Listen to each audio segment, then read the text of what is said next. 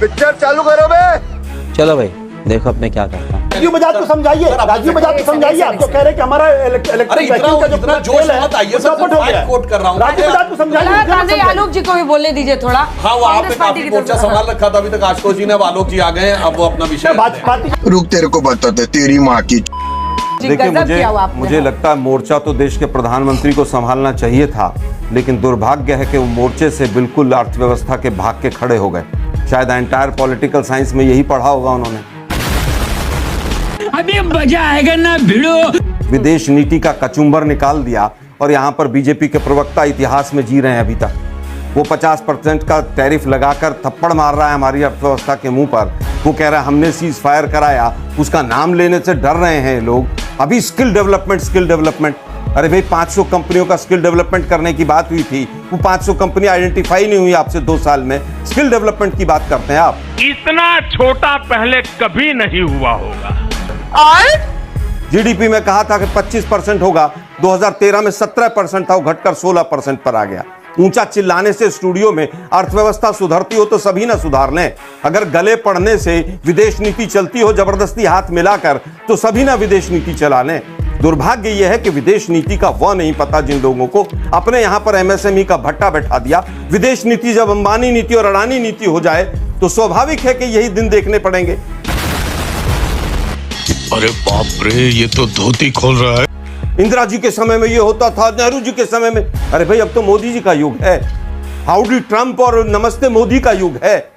अब तो next level chemistry studios में चलती थी मोदी जी का। अरे भाई छोड़िए ना, मैं तो मजाक उड़ा रहा हूं, आप उसमें भी कमियां निकाल रहे हैं। आपको समझ नहीं आ रही मैं क्या कह रहा हूं।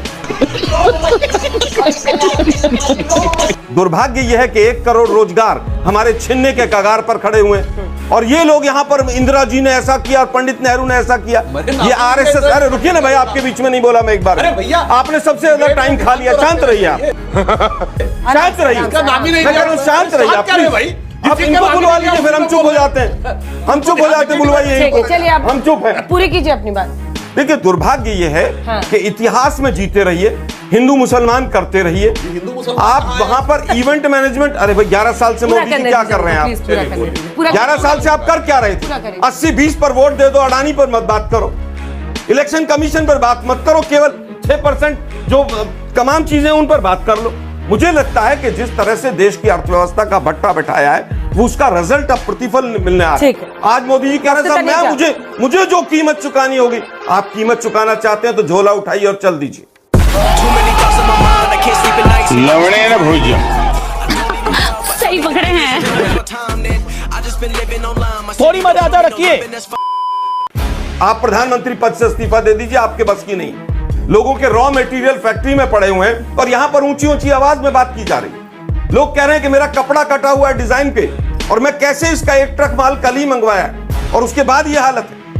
अब लेकिन दुर्भाग्य यह है कि जिस तरह से कनाडा ने, चाइना ने, ईरान ने तमाम चीजों पर जवाब दिया, मोदी जी नहीं दे पाए। लेबर इंटेंसिव जितनी इंडस्ट्री है सब पर बुरी हालत है। मिडिल क्लास जो मोदी मोदी चिल्लाता था, आज उसको समझ आ रही है कि हमारे साथ क्या हुआ कि जिस तरह से हाँ बिल्कुल इवेंट मैनेजमेंट किया जाता था। मिडिल क्लास के बारे में क्या भावना है? अरे मैं फिर कहूंगा विदेश मंत्री, मैं फिर कहूंगा कि भावना में बहकर चिल्लाता था शब्द इस्तेमाल कर रहा हूं मैं और दोबारा कर रहा हूं मैं। दुर्भाग्य ये था कि जब सारा टैक्स पेयर्स का पैसा, जब 100 करोड़ रुपया अहमदाबाद के स्टेडियम में लगाया जाता था, वो मिडिल क्लास के टैक्स पेयर्स का पैसा था। अब की बार ट्रंप सरकार। अरे लेकिन आलोक जी, चुनाव तो आपको जीतना था ना। चुनाव जीतते तो ये आप नहीं कहते कि पीएम झोला लेके जाए। जली ना, तेरी भी जली ना। बेशर्मो, शर्म करो, शर्म। खत्म।